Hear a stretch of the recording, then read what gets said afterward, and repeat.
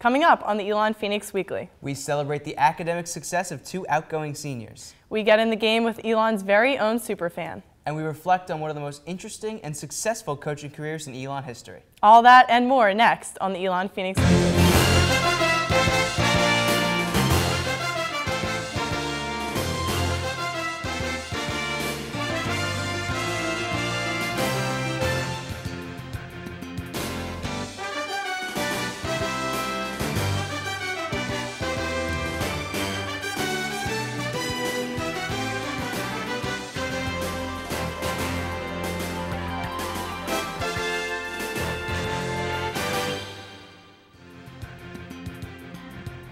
Good morning and welcome to another edition of the Elon Phoenix Weekly. I'm Kimberly Wisniewski. And I'm Joe DiRienzo. Thanks for joining us on your ESPN2 local sports break. Life as a student athlete is twofold. They must commit themselves year-round to improving their craft on the playing field, and they must be dedicated to achieving success in the classroom. Seniors Allie Deach and Kelsey Evans have done both to the best of their abilities, as they not only gone unnoticed in the Southern Conference, rewarded them with scholarships to continue their education beyond their playing days. Sort of found out in a roundabout way. I was on a graduate school visit, so I was away from Elon's campus, and I got an email from Dave Blank saying, "Hey, congratulations, heard about your scholarship," and I was kind of like, I don't know what you're talking about, but oh man, I'm excited.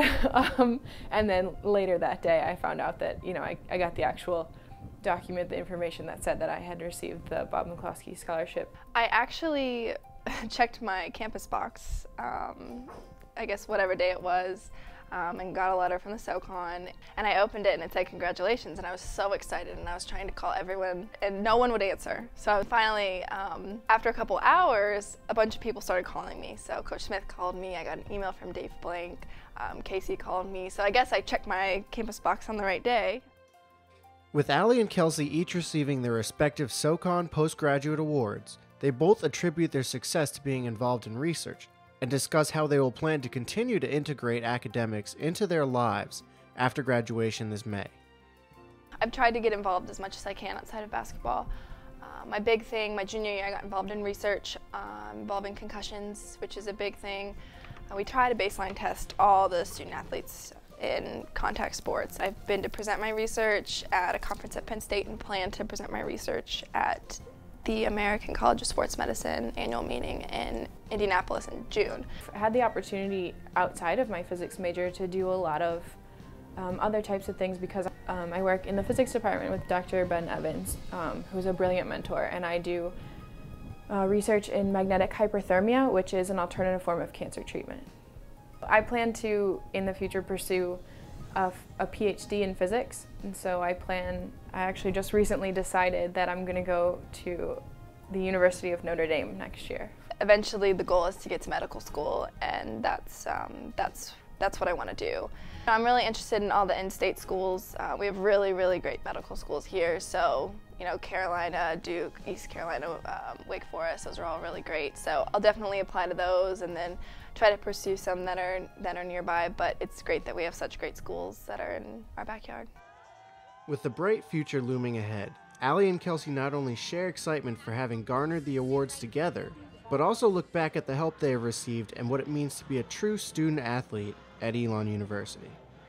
Kelsey Evans is incredible. She's ridiculously good at pretty much everything she does.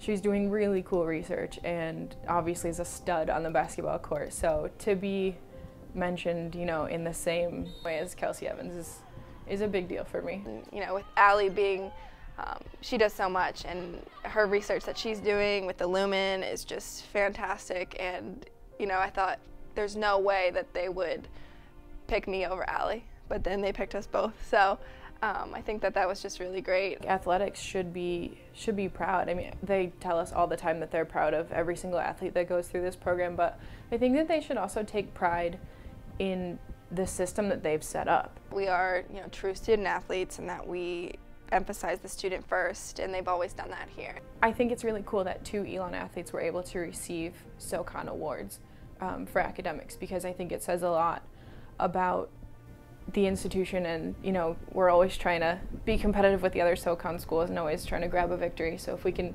grab one off the court too. It's always a big deal.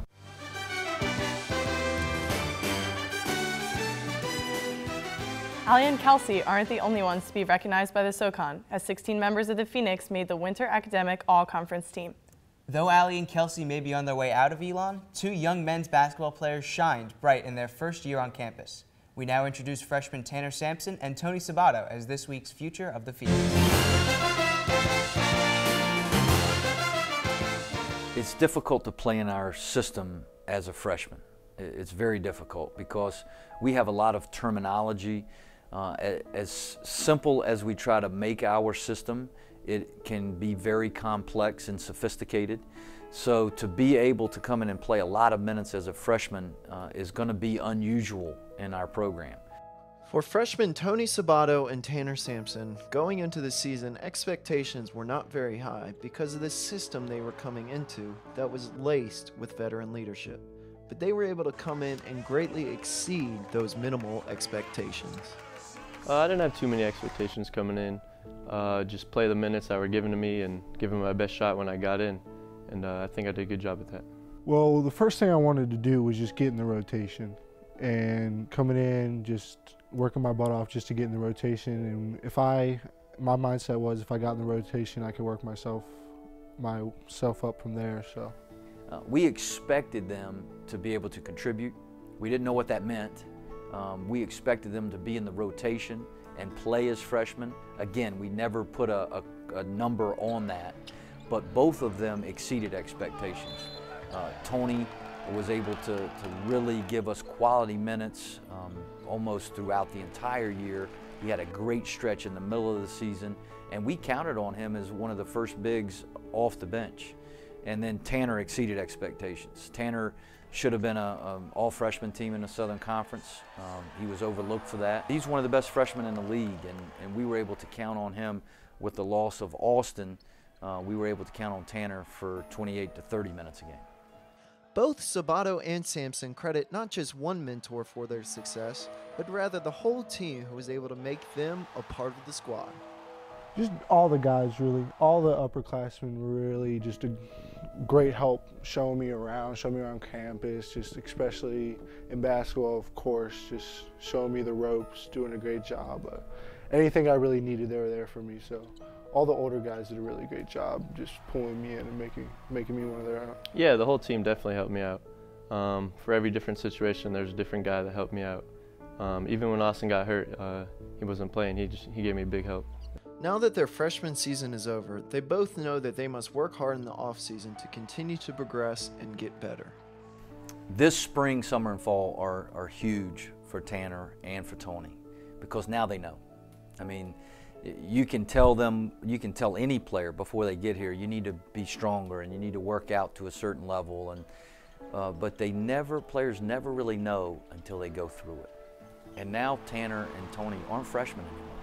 The freshman year's behind them, and they need to commit to the strength and conditioning program this spring, this summer, and this fall at a level much higher than they've ever committed to it before. They understand that.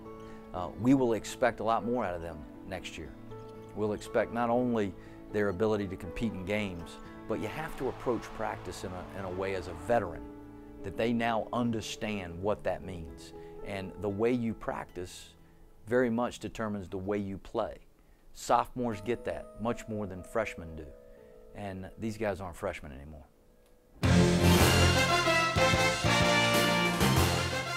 Sampson and Sabato return along with all-conference standouts Jack Eisenbarger and Lucas Troutman as the Phoenix are primed for another strong season in the Southern Conference. Both the men's and women's tennis teams have enjoyed incredible success over recent years, including a 21-win season by the women this year.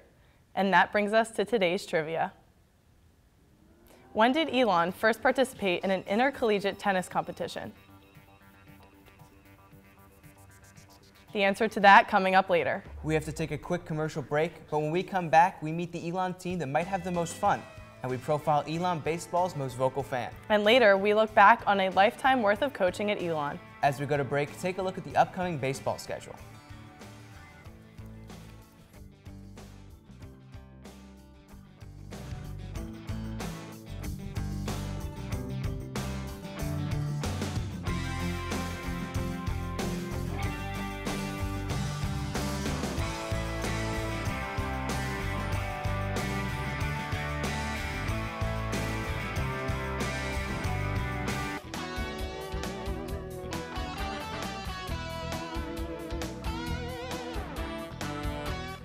We'll be right back to the Elon Phoenix Weekly on ESPN2.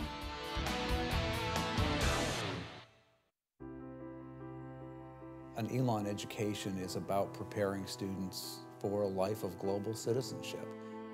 Of course, this is a place where you're going to come and earn a degree, but it's also a place that's going to get you to think very deeply about how you're going to use that degree to make the world a better place.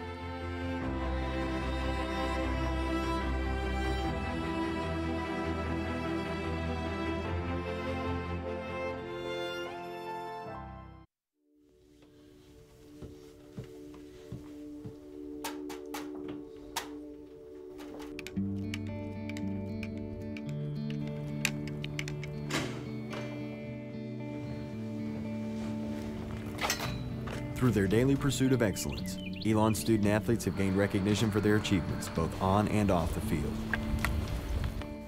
Building a winning tradition takes hard work and dedication. Dedication to the Maroon life. Where success is not only measured by just wins and trophies, but also by the knowledge we gain. At Elon, we're more than just athletes.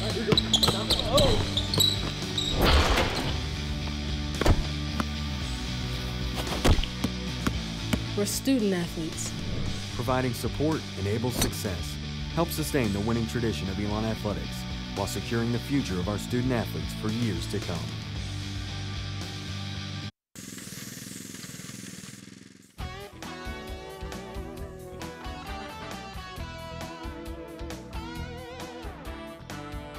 You're watching the Elon Phoenix Weekly on ESPN2. The Elon Phoenix Weekly is made possible by the students of the School of Communications in association with the dedicated coaches, athletes, and staff of Elon Athletics. Elon's 17 varsity sports are often the focus of our show, but by no means are they the only athletes around Elon's campus. Let's meet one of the most successful, but also fun club sports Elon offers, Club Ultimate Frisbee.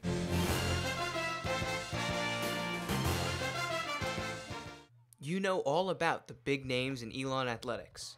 You've heard about the individual achievements of Allie Ford, the success of the men's soccer team, and the energy inside Alumni Gym for every home game.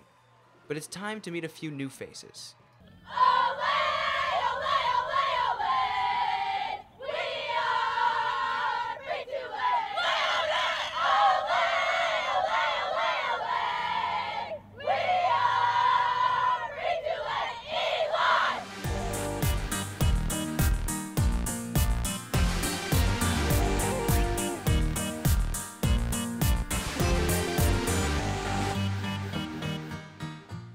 Meet the Elon Women's Club Frisbee team, Free-to-Lay.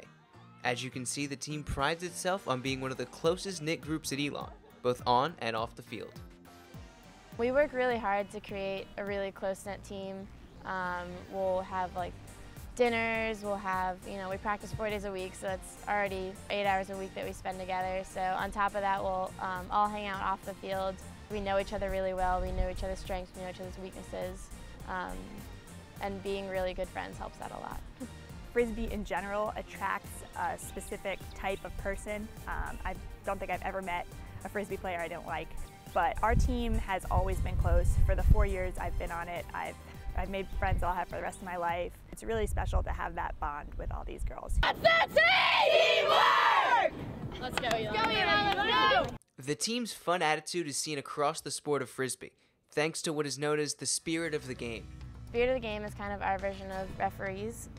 We call our own fouls and call ourselves in or out if we think we're out of bounds. So it's just based a lot on I guess you could call it like an honor code. Basically, that just means that players are responsible for upholding a specific code of ethics, I would call it.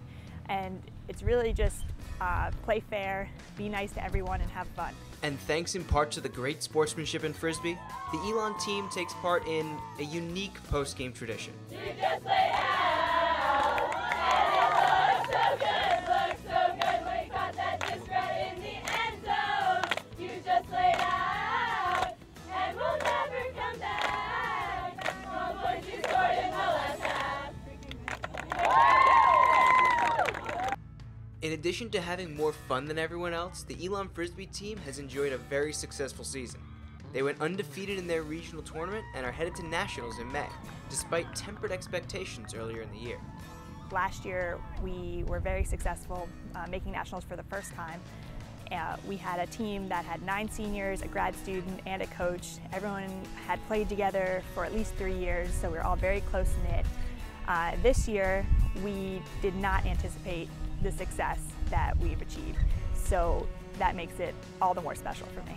We kind of expected this year to be more of a building year than have as much success as we did last year. Even from the first day, we realized that we have a lot of freshmen with a ton of potential and a lot of returning players that had stepped up and really taken on more of a leadership role on the team. So we just tried to use that throughout the whole year, and our team really came together this past weekend for regionals. Winning first place at regionals was a huge confidence booster, and I think it has helped us show us that we can compete at this level and that we will be able to compete and hopefully be very successful at nationals.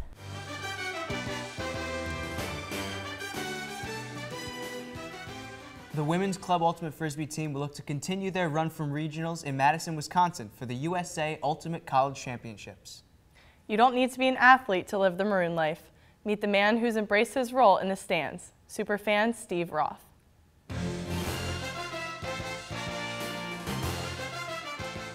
My name is Steve Roth, and I'm affectionately known as Superfan here at Latham Park. It basically started my freshman year when I started going to games and getting real loud, and I would basically just, at that point I was just screaming, cheering for our team, and nothing too crazy, just, you know, cheering real loud and clapping. And I started to wear my football Elon jersey to the games that year. That's when it sort of built.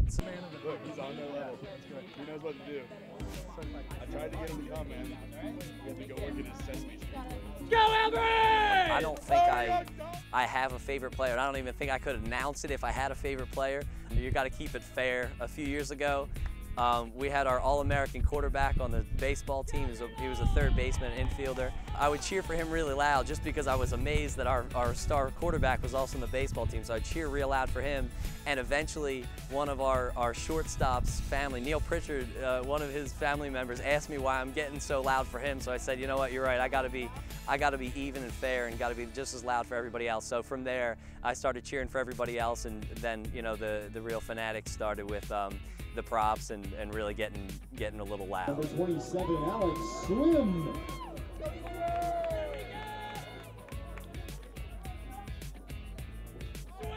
We actually spent a few hours one day. We went out, we got the prop box, we went to a few stores, and we picked up some more props. We would hold up all kinds of things from the swimmies to Tyler McVicker. We have a tie for Tyler. We had Hulk hands for Bresna hands. That was also very stupid. I have a microphone. I'd hold it up for Pritchard's paparazzi. Grant Fisher was a favorite because we had a fishing rod, a little baby fishing rod that you little scoop things out of a pond with. Thomas the Tank Engine lunchbox for Tomco. Thomas the Tank Engine Tomco. I don't know. They're just out there. So the props definitely keep it fun, and you know, we get made fun of absolutely for it, but you know, it doesn't affect us one bit. We love it.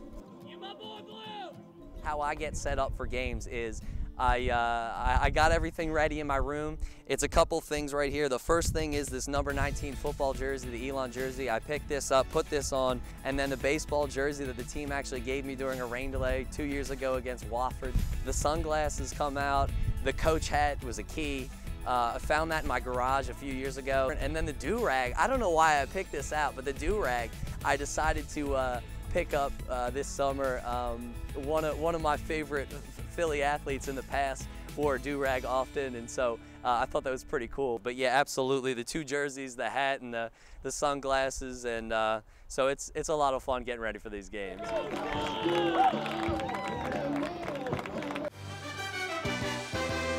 We have to take another break, but don't go anywhere, because when we return, we look back on the prolific career of one Elon Sports Hall of Fame member. As we go to break, take a look at the upcoming Elon softball schedule.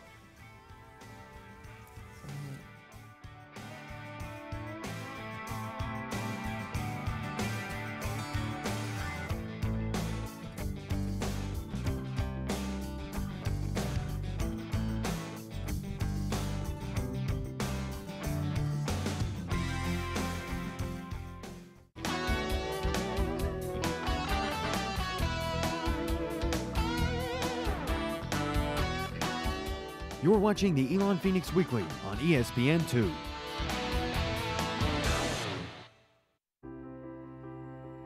An Elon education is about preparing students for a life of global citizenship. Of course, this is a place where you're going to come and earn a degree, but it's also a place that's going to get you to think very deeply about how you're going to use that degree to make the world a better place.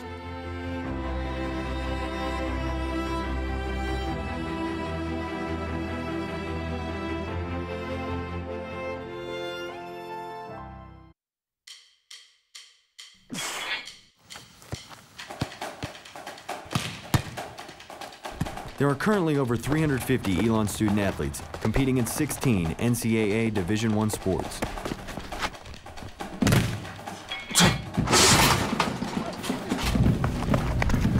Scholarships enable us to succeed not only on the field, but also in the classroom. It helps us in achieving our commitment. To live the maroon life. Your gifts have the power to take Phoenix athletics to even greater heights while giving student athletes an outstanding education. Welcome back to the Elon Phoenix Weekly on your ESPN2 local sports break. Earlier in the show, we asked, when did Elon first participate in an intercollegiate tennis competition? The answer, November 23rd, 1904, when Abraham L. Lincoln and William Long Holloman played a match against Bingham Military Academy of Mebane. After nearly a quarter of a century with Elon, Bill Morningstar is ending his unparalleled career. While at Elon, he has started 3 different sports, coached 5 of them, and brought himself and his teams to a level of success nearly unmatched to Elon. We had the chance to hear how he has impacted Elon, from a basketball recruit to an Elon Sports Hall of Fame member. Elon College University has given me the opportunity to do what I always wanted to do growing up, and that was to coach. And I am very, very grateful. I am very, very happy that I've been able to spend all these years at Elon, because it's been one tremendous ride. In 1960, Bill Morningstar arrived at Elon College to play basketball on a full-time scholarship. He was a starter on the team until he graduated in 1964. He then coached high school basketball for 8 years before returning to his alma mater as the assistant basketball coach. He was a bit surprised to find he would also have another position at the school. I think this is an interesting story. I came here as assistant basketball coach, and I was in the AD's office with the head basketball coach, and all of a sudden he said, "Oh, by the way, you're the golf coach."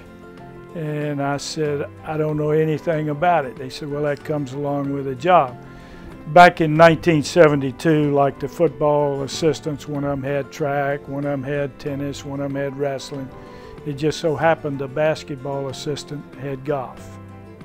And so I said, okay, and the head basketball coach says, "Well, it doesn't interfere with basketball." I said, "Coach, I don't know anything about it."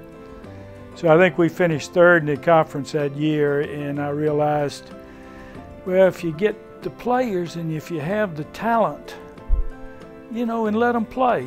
And so I went out and brought in about 6 kids that summer. Summer now, mind you, not doing basketball or anything. And we ended up winning the conference and winning the district and finishing 7th in the country. And I realized, wait a minute, get your players, let them play.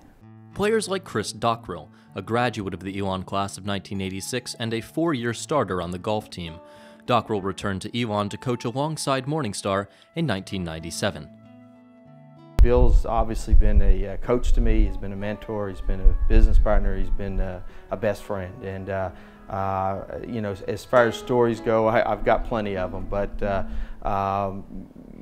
Bill is just, you know, in thinking about all the things that we've done together and all the years, it's just amazing the type of person he is and what he's taught me as an individual. You know, as far as individual stories, you know, Bill is a competitor, as everybody knows, and that's one of the things that you know, I enjoy is even today at 71 years old, he's just so intense about winning and his commitment to the sport. It's that winning attitude that brought Elon the national championship in golf in 1982. I was told many years ago when I got in high school coaching and I was going to outwork people and, you know, going to do this, and I was talking to an old guy back where I had grown up, and he says, I said, well, we're gonna work so we can beat a lot of people. He said, Coach, let me tell you one thing. Team with the most talent that gets off the bus is gonna win 90% of the time. And I never have forgotten that. That theory also helped Morningstar build up the cross-country program at Elon. When I took over cross-country, the first year we were running the conference meet in Tennessee, up in the mountains. And it was a situation where we're down on the field and they're all around, and you look up over the mountain and here the teams are. And I looked, there was, I think, a Carson Newman runner and somebody else, and all of a sudden there was an Elon. Another, we're gonna win the conference.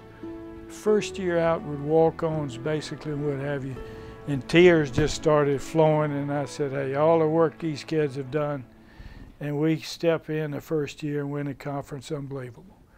With years of success, Morningstar's reputation has steadily grown. When you go anywhere in the state of North Carolina, I'd say anywhere in the United States, there's a good chance if someone mentions Elon, they're going to say, do you know Bill Morningstar? And I don't think people realize how well known he is everywhere. I have run into people on airplanes. I have run into people other side of the country and had mentioned Elon and say, hey, do you know Bill Morningstar?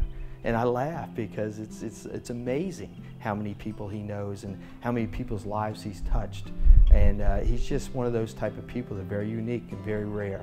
And it's a great honor just to get to know him. Bill Morningstar will do anything for anybody. And again, he bleeds this university, and you can ask a lot of folks who've been around a long time. He's one of the old guys that are part and helped build this place and what it is today. I've never seen Bill Morningstar tell anybody no about anything. So he will always help folks, but he's as good as they come, and he's a very funny guy if you're around him. You know, I've worked in this having fun for 48 years, and I've never signed anything but a one-year contract. You know, I've always said that if you love what you're doing, you're on break, and I've been on break all my life because I love what I'm doing. And I have just been so fortunate to have had the opportunity to be here as long as I have, and to have had the good kids that I've had, and to have a lot of good experiences with basketball, with golf, and with cross country. And so it's been a great run, and it's been a great place to work. Well, that's our show for today. If you missed anything or you want to watch it again, be sure to check us out on YouTube at youtube.com/ElonPhoenixWeekly. Also, be sure to visit elonphoenix.com, your #1 source for all the maroon and gold buzz. On behalf of our producers and crew here at the show, we hope you continue to have a spectacular weekend. For the Elon Phoenix Weekly, I'm Kimberly Wisniewski. And I'm Joe DiRienzo. Thanks for watching.